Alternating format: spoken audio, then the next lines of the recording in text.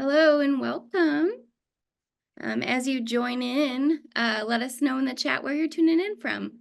We're glad you're joining us. We're excited to get back to offering these intersection webinars this semester. My name's Renee Paul. If you don't know me, I'm the program manager here at the Siburt Institute, and we're excited to have Dr. Stephen Bullivant with us today for our conversation. So let us know in the chat where you're tuning in from, and we'll get started here shortly. All right, Carson, Stephen, Randy, feel free to join us. Well, thank you, Renee, and welcome everyone to Intersection, where faith and practice meet, or where theology and practice meet. I'm delighted to welcome you to our session today, along with my co-host Randy Harris, and our special guest today, Dr. Stephen Bullivant. Stephen, thanks for joining us today. Oh, it was a total pleasure, and thank you for having me back, and apologize for the last time. It was a very chaotic medical drama that we were in the middle of last time. So thank you for your forbearance. Well, thanks for patiently waiting till September where we could bring you back on, and we're looking forward to the conversation today. Our topic today is Churches of Christ and the Rise of the Nuns, and so we'll get to that here in a few minutes. Stephen is a researcher and a faculty person at St. Mary's in London, has a doctorate from Oxford, another doctorate from Warwick in religion and sociology of religion, and does a lot of work in non-religiosity, if I can say it that way. He came onto our attention a couple of years ago, with a book published by Oxford Press called Nonverts. And in this book and the work that comes out of that, we've been following with interest your work, Stephen, and we're delighted for you to join us again today for this conversation. Well, as I say, thank you very much. I'm thrilled and honored to be here. Yes. Well, to those of you joining us, thank you for coming our way. And please let us know where you're tuning in from in the chat feature. And feel free to talk to one another through that chat feature. One thing I would ask you to do, those of you who are participating with us today, if you've got a question that you'd like to ask Dr. Bullivant during the course of our conversation today, use the Q&A feature at the bottom of your screen. So use the Q&A feature for questions that you might pose later on in our program today. Well, again, we're going to talk about the rise of the nuns and talk about that in relationship to the Stone Campbell movement, particularly within Churches of Christ. But before we get into that conversation today, I'd invite you to be silent and let's take a minute for prayer.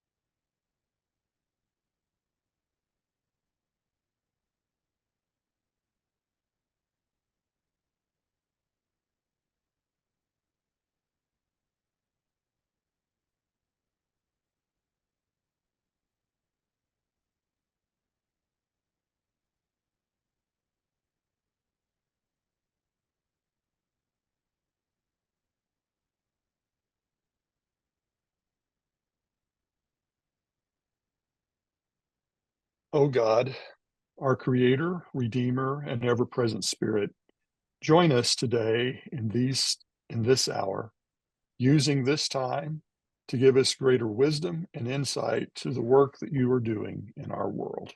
Through Jesus Christ our Lord. Amen. Well, thank you again to all who are joining us today. I see people from lots of different places around the country and beyond, globally, and so welcome to all. Stephen, as we start this conversation, maybe it'd be fair for me to say that you come to this conversation a bit as an outsider to Churches of Christ in this American religious tradition we call the Stone Campbell movement. But you've been doing some quick study. You've been doing some work this summer and I know you've been reading a number of titles and some good ones at that. So I'd just be curious, as someone who's is studying in England, you're in London, you do research on, you've done research and work on American Christianity, but you're kind of coming to the Stone Campbell tradition a little bit as a newbie. I'd just be curious, as you've been doing some reading this summer, what fascinates you about the Stone Campbell movement? What have you Yeah. found that of interest? Yeah, so this has been great for me. I mean, obviously, I love this kind of stuff. I'm a kind of a church history buff, so it was been nice to have the excuse really, and the the guidance on what to read. I think, I mean, at a personal level, it's been just very nice. American Protestantism is a very fractured and complicated, and even just kind of getting the names right, of all the different Methodists or all the different Presbyterians of all the different. Um, so there's only so many strands within that it's kind of easy to kind of get a handle on at any one time. So it's been very good for me to kind of have, the Stone Campbell movement and its various branches as one of those that I feel I've kind of pinned down. And as I say, at the personal level, it's been very useful for me to kind of um, connect it to all sorts of bits and pieces and connections with Churches of Christ, friends of mine even, or institutions or authors I've read or people I'm aware of, and to kind of see where they fit in. I had a friend of mine who used to teach at Lincoln Christian University, for example, that I hadn't ever connected as part of this tradition.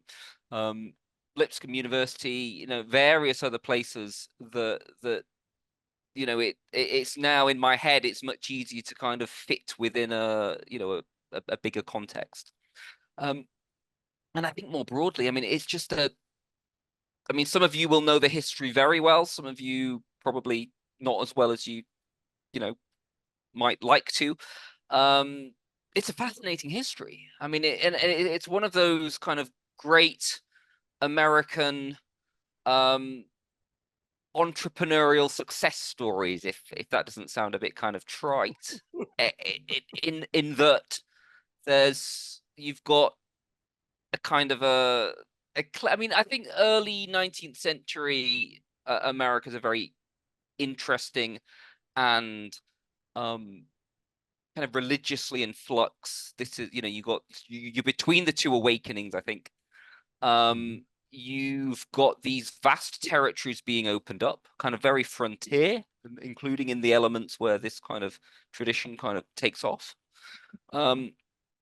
You've got a lot of competition from all sorts of different denominations and subdivisions of denominations. And I think one of the really interesting thing I'm partly amused by, but Thomas Campbell being an old light, anti-burger, seceder Presbyterian. Just the sort of the hyper specificity of denominations because, of course, of breakaways and breakaways and breakaways and breakaways in what is a fairly unchurched context, without very much church infrastructure. So in a sense, you can understand why it would be appealing for people to say, well, we don't want a qualification of a qualification of a qualification. We just want Christianity. We just want kind of the church. And so that kind of coalescence of a movement, kind of going back to first principles, going back to basics, saying, well, let's just go back to the New Testament, and then seeing that kind of work and take off and grow and have difficulties and problems and the chaos of history from then on. But then seeing that play out in American history is fascinating. Yeah. Sorry about the thumbs down there. That is not me. There's some sort of demon in my laptop that continues to want to do that. No, I'm tracking with you, Stephen. There's this idea of a simple Christianity, or as one of Campbell's biographer, his first biographer, Robert Richardson, would say, a simple evangelical Christianity.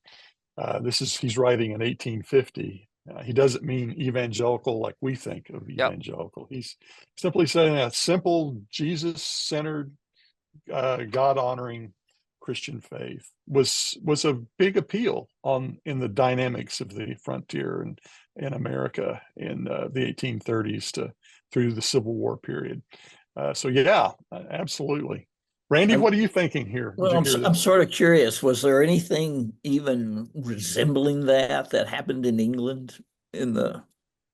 Is there anything that looks anything like the American Restoration It's movement? interesting. Well, I mean, I think that there's you are getting there. I mean, again, it's a very I mean, it's a very different situation because you've obviously got a very well established national church that dampens down the possibility of this kind of total free for all free market. But you are getting renewal movements again and again throughout this. Methodism is a classic one. John Wesley, Mm-hmm. originally within the Church of England, trying to call the Church of England back to a simpler, purer version. The Salvation Army comes a bit later. You've got Quakerism. This is going back a bit further. So there's this constant kind of Puritanism even earlier than this. There's this kind of, there's always, I think throughout Christian history, there is always the attractiveness of, well, let's go back to the Gospels, and there needs to be. St. Francis of Assisi in Italy in the Middle Ages is precisely trying to do this, to rebuild the church, to we'll just go back to the Sermon on the Mount as what we do.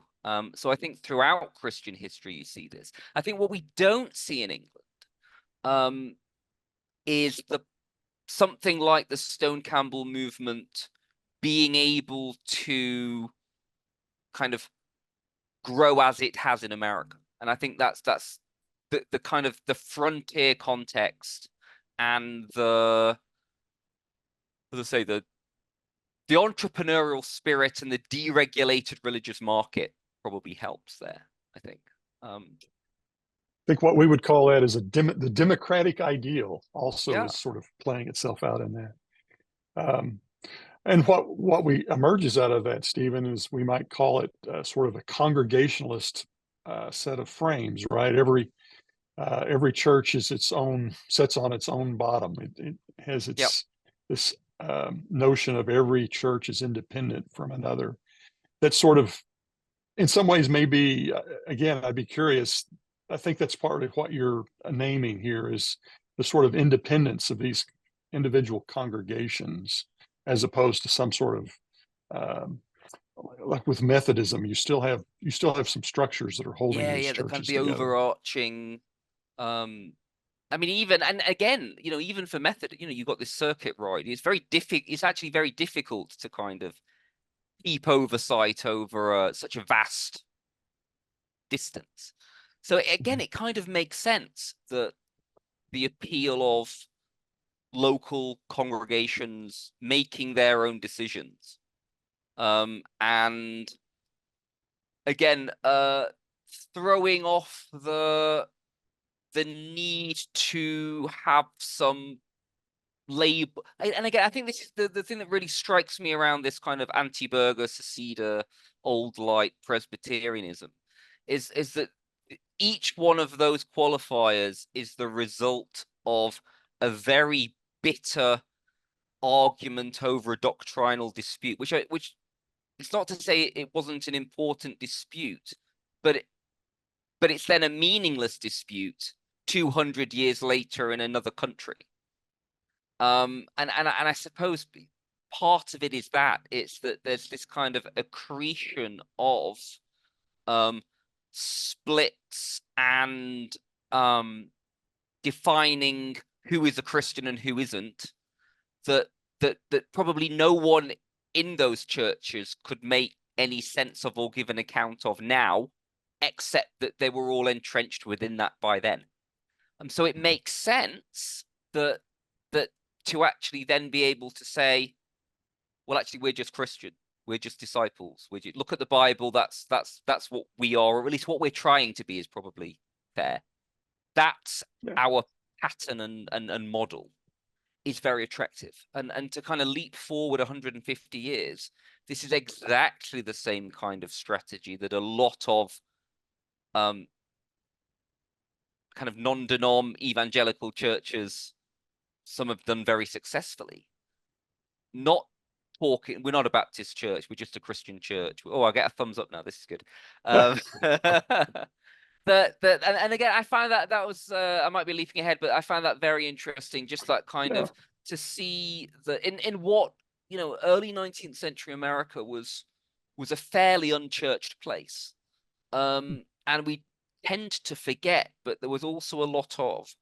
I mean, there's a lot of kind of people who'd been vaguely Christian, like there is now, but there was a lot of people who just wouldn't have thought of themselves as Christian at all. We don't have the surveys and statistics to know what the numbers were, but also things that, I mean, deism was not Christian, and there's a big currents of that in America at this time, coming from some of the the founding fathers. So there's a lot of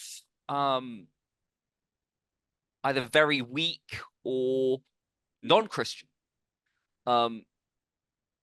possibilities out there, which it's a very different context to our own. But again, there's analogies that you can draw. Randy? So on the one hand, I think we could just with most of the vitality in American religion is in the non-denominations. And so the Stone Campbell movement could just declare victory and move on. But on the other hand, that turned out to be competition. And now there's a lot of people in that market. And we also had, some arguments within the Stone Campbell movement that don't make any sense to people today. I don't know how deep in the weeds you got, but we argued pretty about deep. We argued about how many communion cups you could have, about whether you could have a kitchen in the church, and those don't make a lot of sense to young adults today, but they mattered a lot to people, at one point. And again, our sort of claim, our identity claim, was that non-denom claim, and now there's a lot of people making that claim. So it's not clear which slice of the pie we're supposed to take. No, I think that's right. And also that, and also something that you see with the history is it's very difficult in practice to remain purely as individual congregations. That kind of not being a denomination, but nevertheless there needing to be some kind of kinship between similar sorts of congregations. And again, I mean, this happened early on with the missionary society and like congregations coming together to kind of fund overseas missions and things like that. But also, I guess, with the founding of universities, if you want children raised in this environment to go off to college in a similar environment, then you need to start creating the sorts of things that denominations create, kind of denominational trappings. And you want the clergy of your congregations to have been trained in the same sort of way as, you would expect people in our tradition to have been trained. And again, that creates the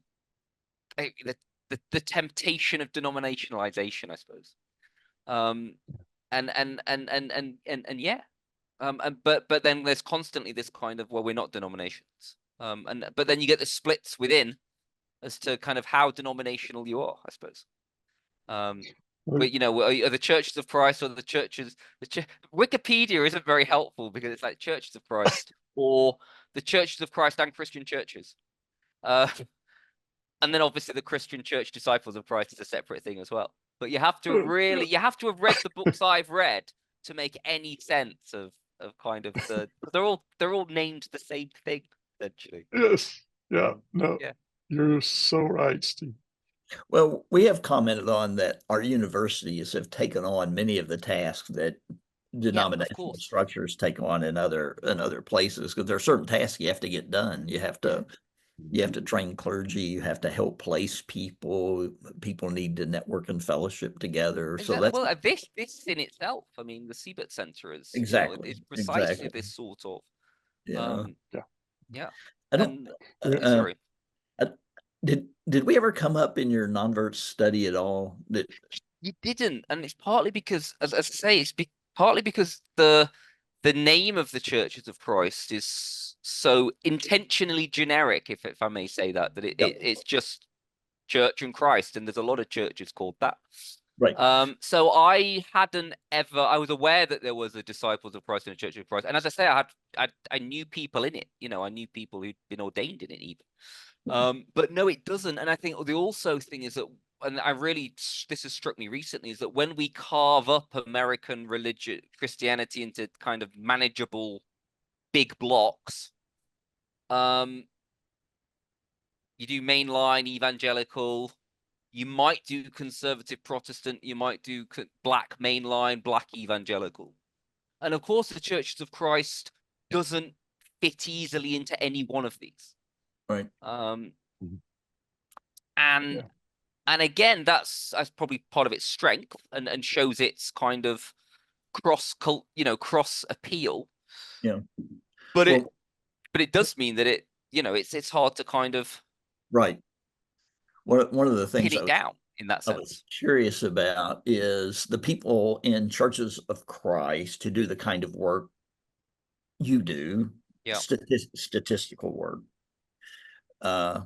If they were to be believed, our demographics are terrible.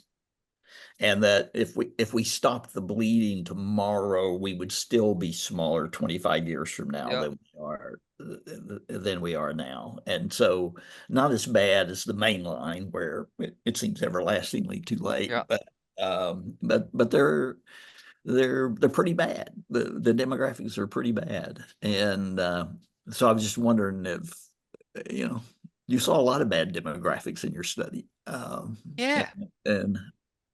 do you have any reflections that aren't in your book on that? Well, no, I mean, but again, I think this is the thing that probably strikes me about the Churches of Christ more than kind of any other denomination, is just how diverse it is. And that I would be quite confident that therefore within that, there will be parts of the Churches of Christ where the demographics and the sort of the statistics are looking very bad, and others where it's looking very good. And it may be that the average overall looks not great, which would be absolutely standard for any kind of certainly big church grouping.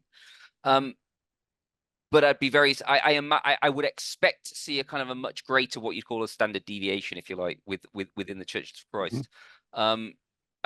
Partly because each congregation can do its own thing, so you're going to expect to see some of them booming, and in fact I know that some are, but the context in which they're, and the different, not just the kind of the different strategies they're doing at the minute, but the kind of the sort of the different things they've been doing for probably the past 50, 60 years, the kind of the different culture of a particular congregation. I would expect that we'd see some quite big differences from one to another. I think that's well said, Stephen. That and I assume Randy would agree. I think Randy, you'd agree that there is a broad spectrum within Churches of Christ, and so there's microcosms all across the span of Churches of Christ. And of course, depending on where you are in the country, it's going to look wildly different. If you're in the deep south, I mean, it's probably not looking it's probably looking a lot worse than it did 30 years ago, but it's still looking, 10 times better than it's looking at other parts of the country. And Right. again, I mean, America is so diverse regionally and, Yeah. different microclimates religiously. And then add on top of that the diversity of the churches of Christ. Um, you know, I mean, it looks a fairly fascinating sort of natural experiment of, kind of matching things that work to context where it works, if that makes sense. Um, Well, I mean, one of which is just look. I've just got the where people are on the side of my thing, right. and yeah, the just thinking. Well, I imagine some of the things we're talking about, are going to look very different in Oregon than they are to Singapore, for example. Let alone different bits of Texas, and different parts of Texas will will be very different as well. Um, Well, I think there's some places where the churches of Christ were so culturally entrenched that the patient doesn't know it's dying. There's other places where that's perfectly clear. And, one of the problems is how do you get the patient to take the medicine if they, don't know quite how sick they are. Because, we still have big churches. And a lot of them, um, not as many as we used to, though, not as many as 30 years ago. But, um, and um, it's clearer that business as usual in some parts of the country has got to go. It's not as clear in other parts. I wonder too, Stephen, if because of your work, you alluded to this a few moments ago. I wonder if I take it this direction a bit. That one of the things that made the Stone Campbell tradition such a notable thing in the 19th century was this plea for simple Christianity, and sort of to be simply Christian. Uh, but and you alluded to the fact that again in the last 25 or 30 years in American context, we see a breakout of non-denominational churches that sort of eschew any sort of denominational heritage, even though many of them may be Baptist, yeah, particularly, or we could cite that happening in churches of Christ, kind of a post Church of Christ yeah. congregation or congregations. But it's sort of it seems to me, sort of again, a plea to kind of a simple Christianity. We're just trying to be Christians here, and we want you to come and join us. Talk a little bit do you see that phenomenon in American Christianity, and what do you see as sort of hallmarks of that kind of Well, I think, yeah, experiment happening again? I mean, I think this has been one of the big, you know, essentially a success story in much of it since, well, I'm going to say since the 1970s, because a lot of the mega churches, the brand them, don't brand themselves denominationally.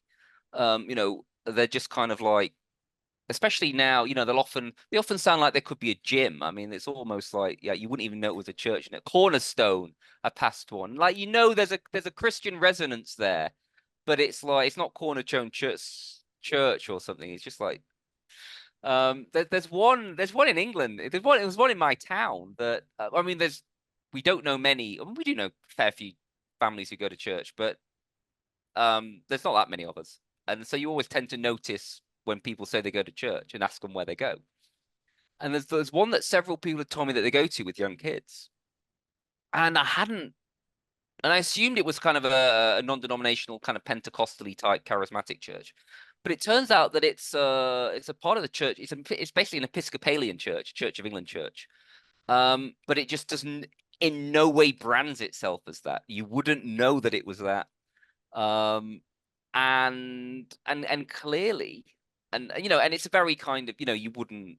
Not a very it's not a liturgical bit of the Church of England, because the Church of England, the Episcopalian Church here is very broad. It kind of encompasses kind of um low-key evangelical to quite high, very high kind of liturgical and choirs, investments, and that kind of stuff.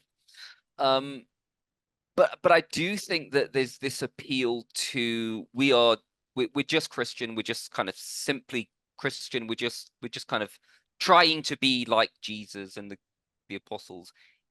It has a very simple appeal. But you go back to C.S. Lewis's Mere Christianity, that there's a kind of a basic core of Christianity that you don't need to worry too much about all the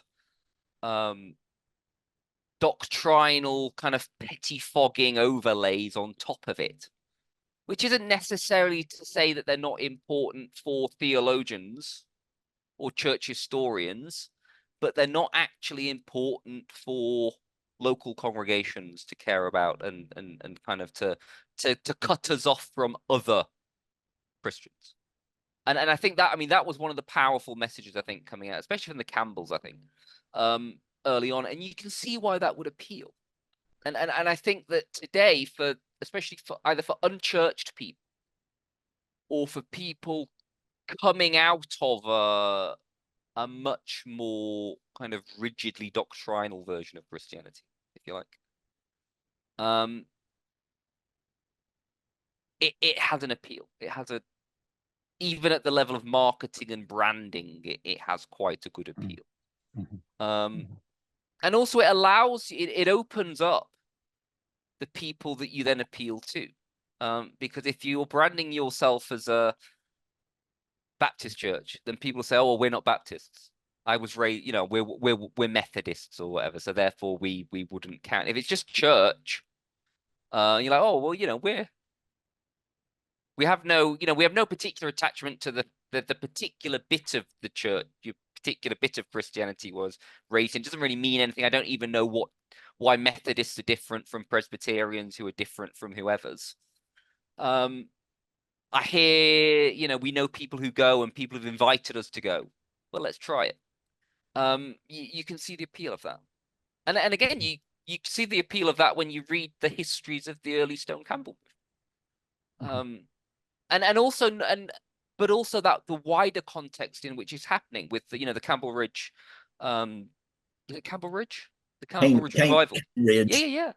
But Cane Ridge. Yeah, Campbell is of course Stone Campbell. The Cane Ridge revival, where you've got this kind of big revival, but you've got representatives from different denominations. It wasn't a kind of a denominational revival.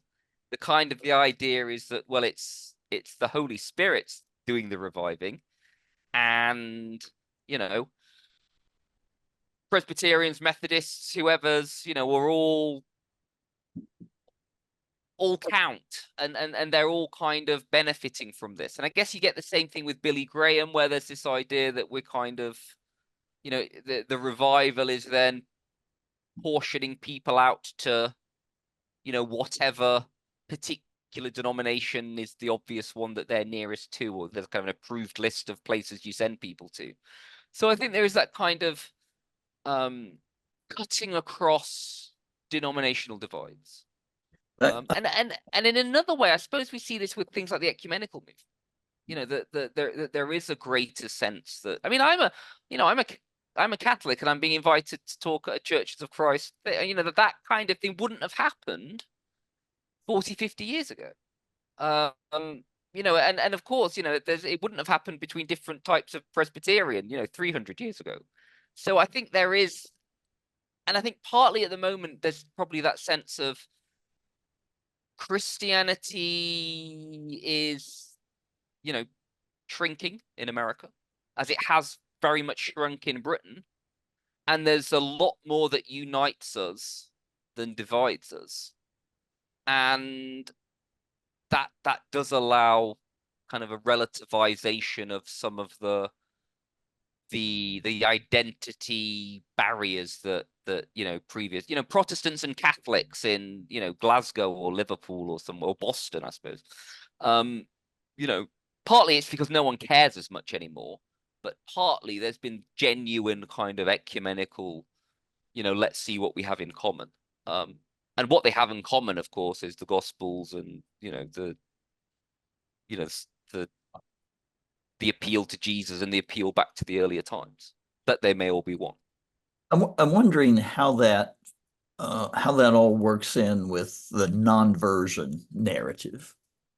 I my understanding, when this may have been a misunderstanding, but as I was reading your book, was non-verts were people who weren't quitting their particular domination. They were quitting church, and they weren't.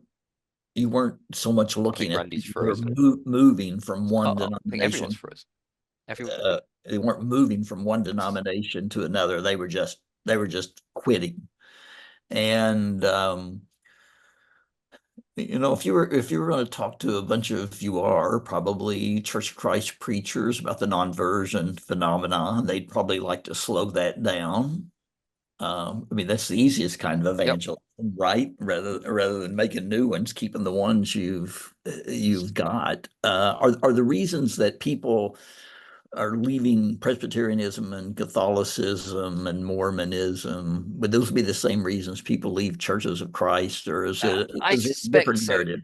I think what you find, what you find is that when you and this, for the non-verts, I spoke to Mormons, ex-mainlines, ex-evangelicals, ex-Catholics, and there's a certain kind of broad level, big change, and I think we talked about this last time, but basically beginning in the 1960s, there's this just a growing gulf between kind of normal popular social and moral views on divorce, abortion, homosexuality, now gender roles as well, of course, on all sorts of topics.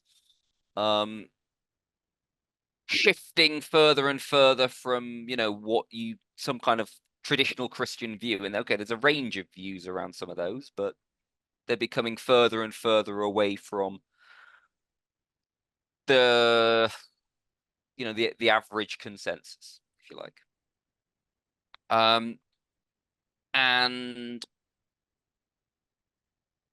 everyone in America, unless you've been raised in a very sheltered from the rest of the world kind of bubble, is subject to that to greater or lesser degree. So there's these kind of blanket big level trends that are kind of playing out, and with each generation it kind of becomes a bigger thing. But then each kind of denominational context, if you like, has its own particular things, its own variety, its own spins. So I would imagine that there's a great deal that looks within Churches of Christ very similar to a lot of evangelical narratives. I mean, far more so than I'd expect to see with mainline, because what you find with people who are nons having been raised mainline is that they don't really have a story to tell you. They're not reacting against anything. They weren't really raised for it to be a big thing anyway. So there's not really a kind of a drum. They didn't have to kind of sever links with their family, and they have people who don't talk to them anymore. There's none of that, because everyone's just like, well, yeah, why would you go to church? Whereas obviously in evangelical churches or even Mormon churches, it's a big thing. So each individual's different, but I think probably the Churches of Christ are going to look fairly similar to evangelicals and conservative Protestants in that there's going to be a mix of people who are either reacting and are like, I'm totally an atheist, I'm totally reject everything that I was kind of brought up with. But there'll be others, and probably quite a lot of others, who miss it, who say, well, actually, I don't believe it. I don't believe in this or that moral thing or politics thing. But actually, I certainly still believe in God. I certainly still believe in Jesus. And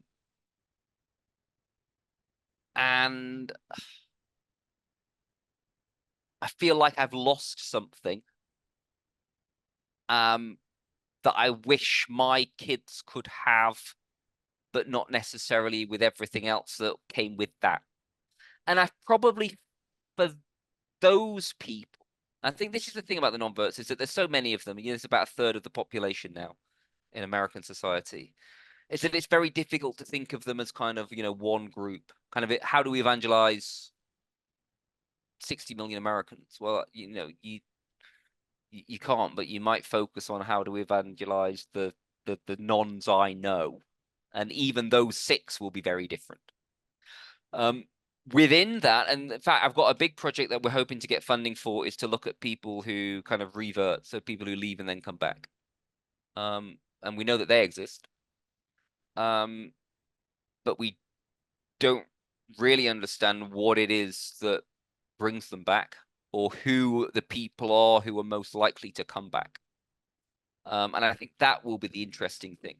I think that the 2 big things that churches can be thinking about is how to keep people without, how to stem the hemorrhage, if you like, but also how can we more effectively appeal to the people who have left, aren't necessarily comfortable with being nons. Yeah. And bring them back. Your book inspired me to start to circle around to my own Oh, non-vert. wow, great. And all of several of them, and their stories are different. Yeah.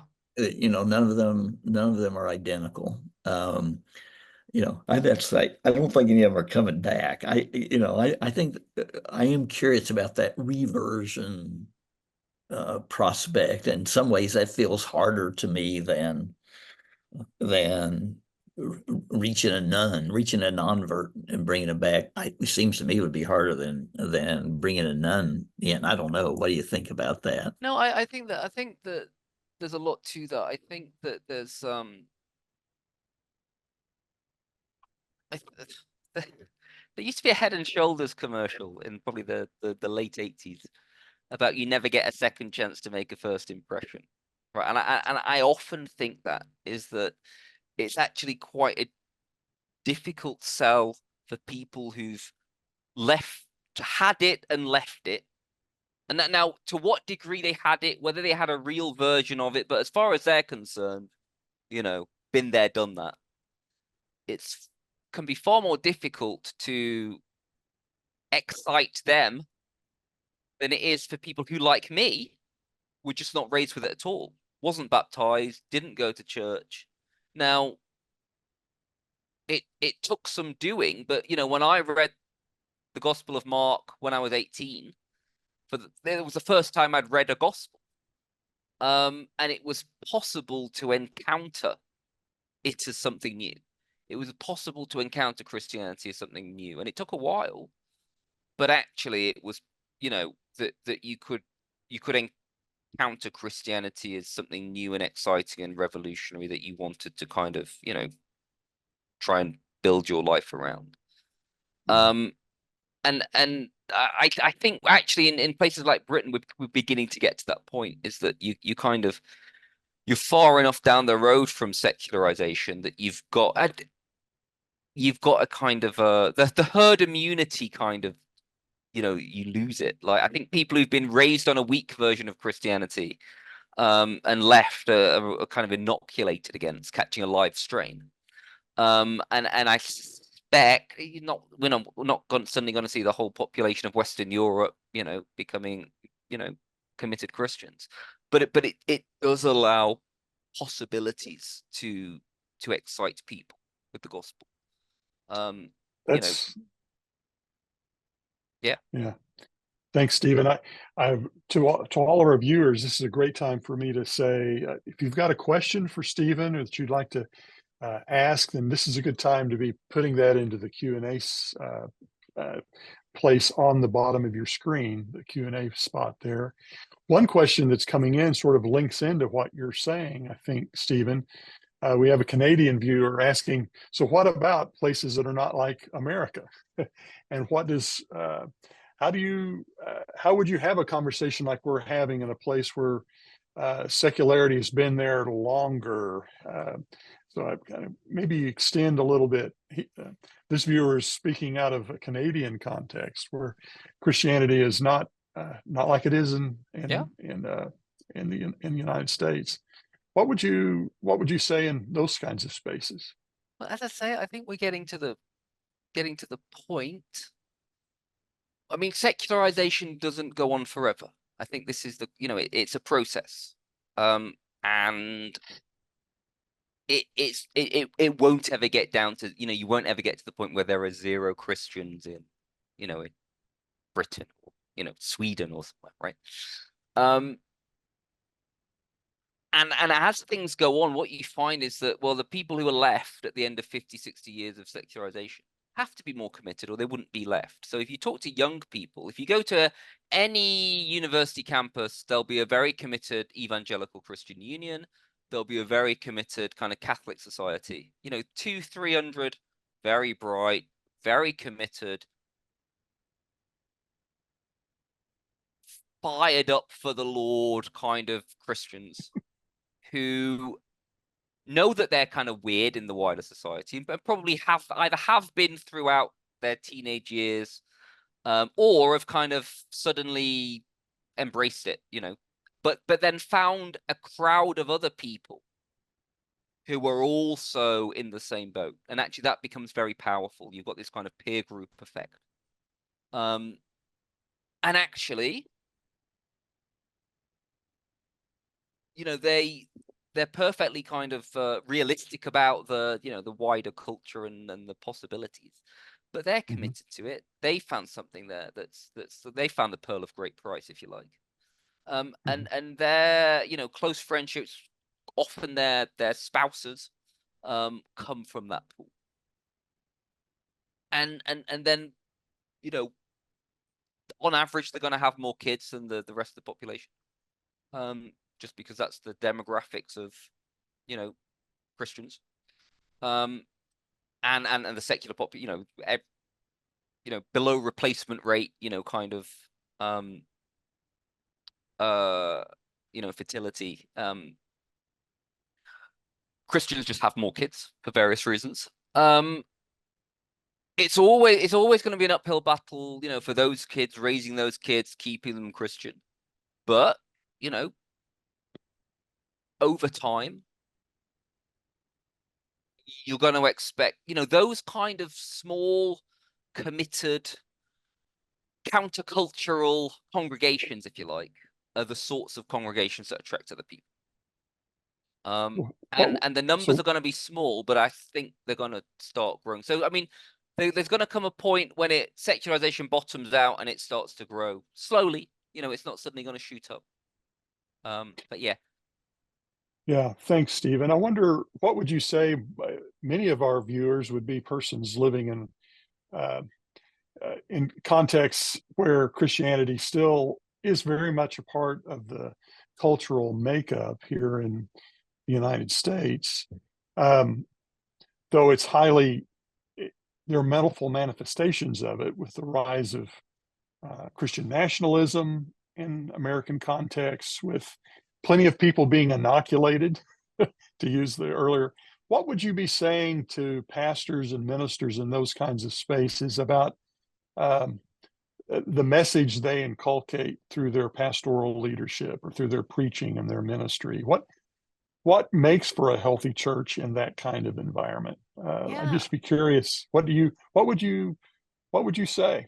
Well, I mean, I've never had to pastor a congregation, so I'd be more interested to hear from the many pastors in the room and kind of what they think works, because I don't know.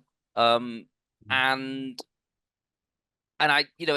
not that I kind of, I never think that, oh, well, if I, like all the, if there's a sort of a failing church congregation in a town, I'm never like, hey, with my sociological skills, I could turn this place around. I'm not sure that I could, precisely because I don't think it's a very easy thing to do. And I don't have the right kind of skill set and charisma and stuff. And I think to know the sorts of things that work, you need the experience of those contexts. So I wouldn't want to kind of pontificate, frankly. If I can dodge that question, because I think it's an excellent question, but I think I'm the wrong person to kind of opine, frankly, and I know my limits. Let's take a little different tact, and I'm using a question here from another viewer that sort of from where you do set, you probably do have some sense about the ways in which technology is playing itself out Yeah. in all of this. So one question comes is, what about the influence of the smartphone? How do screens play themselves out in the rise of the nuns, or that may add to this non-version that you have been documenting? Yeah. How does technology play itself out in this? I mean, I think one of the big things that I think various things come together, if you look at the graphs of when the nons kind of upticks, I think various things kind of all come together in the early 90s, but it's certainly the big thing comes, in the mid to late 90s, which I really don't think it's a coincidence that this is, AOL, home internet.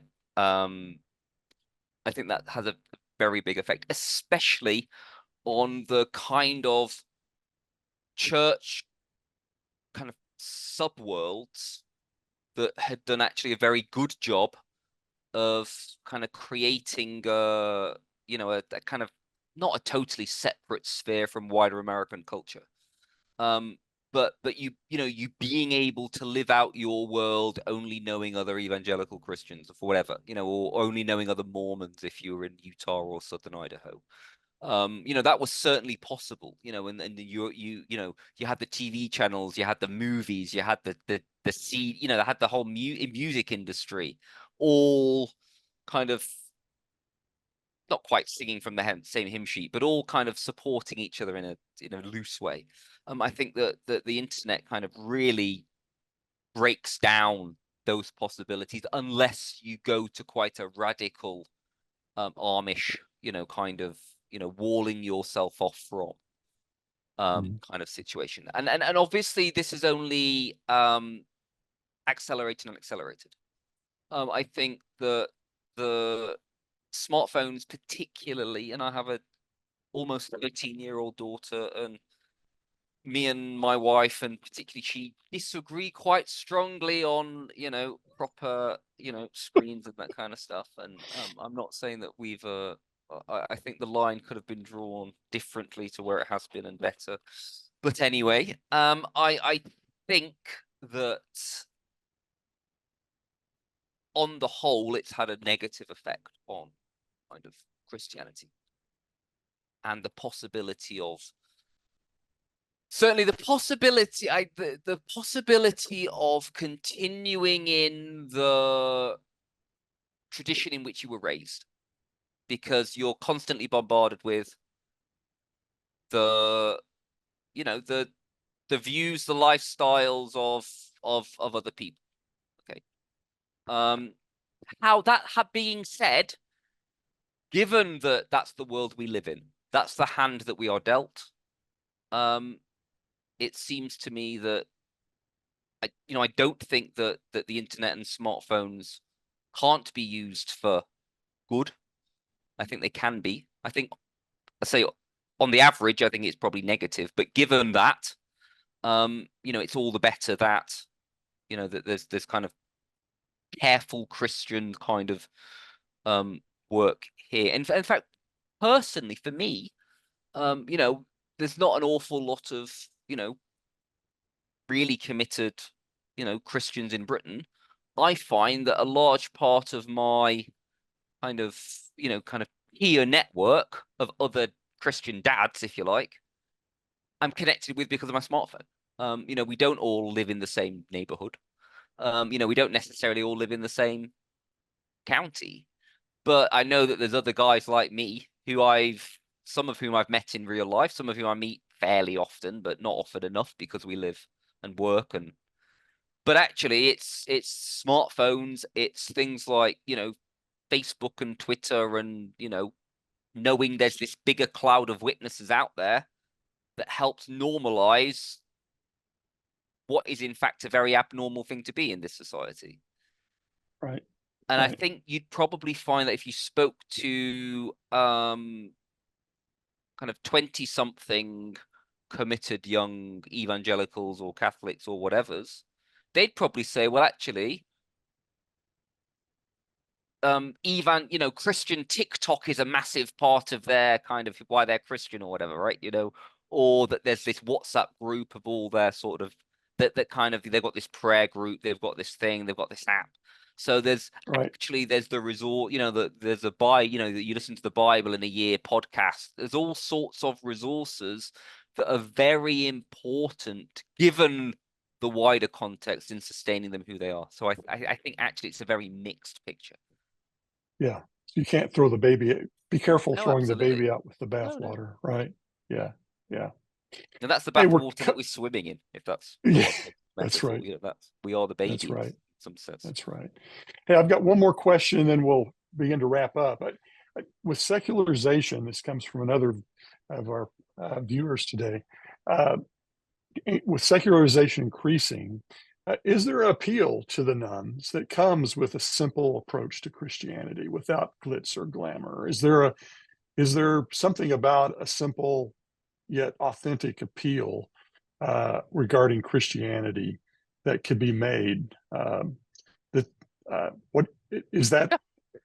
Is that a No, I think that absolutely. still has value, right? No, I think that's precisely the kind, if you're looking back to the, to kind of to restore the restoration, if you like, that absolutely that kind of pitch could be an attractive one, especially for people who don't have any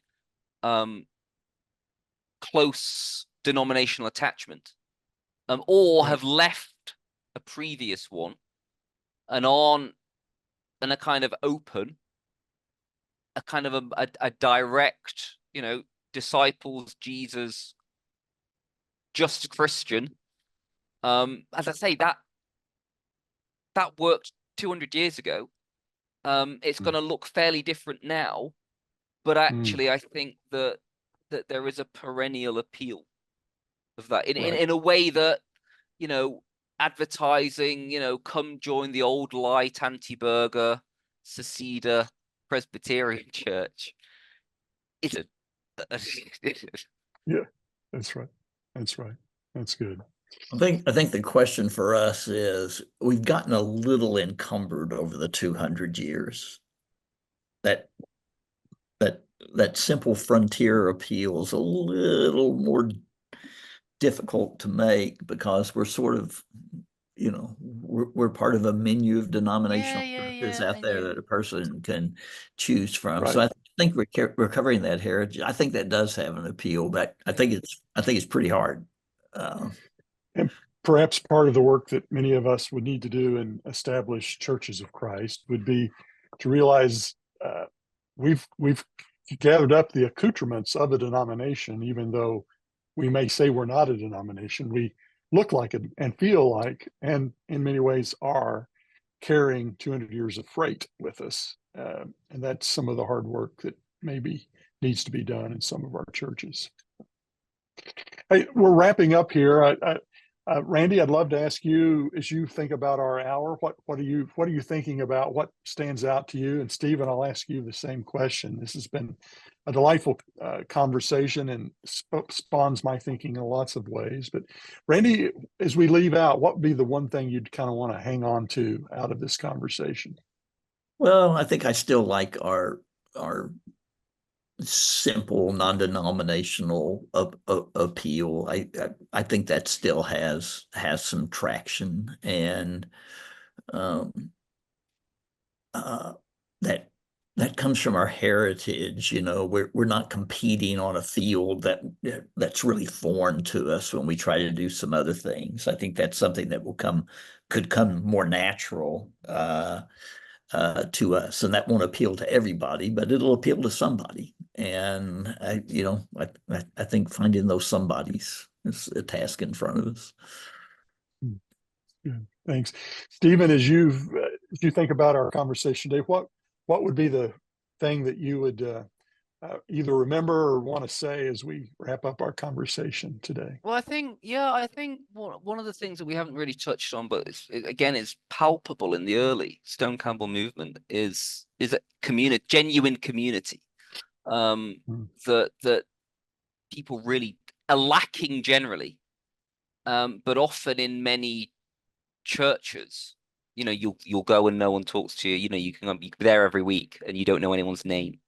and actually congregations that are genuine communities. I think, have a real appeal, especially with families. I think, for young families, particularly. Yeah. Thanks for naming that again, the value and significance of true community. That's good. That's good. Well, thank you, Stephen, for joining us today and for this delightful conversation. Dr. Bullivant, we're very grateful for your time today. And for those of you who've joined us from here in Abilene to Singapore, Canada, and who knows where else, we're grateful for your presence with us today. We have an upcoming intersection on October the 8th. We'll have Josh Ross with us. He's recently published a book called Choreology. We're going to be talking about how to stay sane in an election year, and we'll utilize Josh as a conversation partner with us for that on October the 8th. I want to say thank you to Renee Paul for her work in coordinating all of this today. And again, thanks to those who've come and joined us, and Dr. Bullivant for your time today. Let's close now. Randy, would you offer a good word of benediction as we close our time? Lord bless you and keep you. The Lord make his face to shine upon you and give you peace.